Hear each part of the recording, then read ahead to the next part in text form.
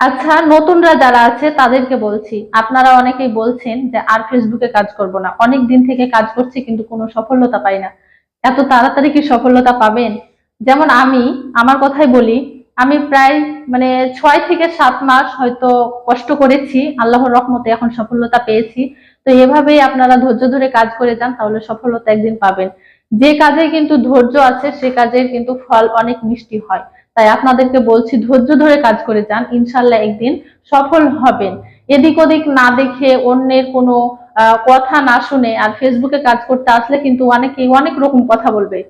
তার সম্মুখীন কিন্তু আমরাও হয়েছি, যেটা বলার মতো না। অনেকেই অনেক ধরনের কথা বলেছে বা এখনো বলছে, কিন্তু তাদের কোনো কথায় কান দিই না। সে কথাগুলো যদি মনে করি তাহলে কিন্তু বুকে অনেক আঘাত লাগে, কষ্ট লাগে। কিন্তু যাক, সেগুলো ভুলে যখন আমি ফেসবুকের সফলতাটা হাতে পেয়েছি তখন ইনশাল্লাহ বুকটা ভরে গেছে, যা কি বলবো।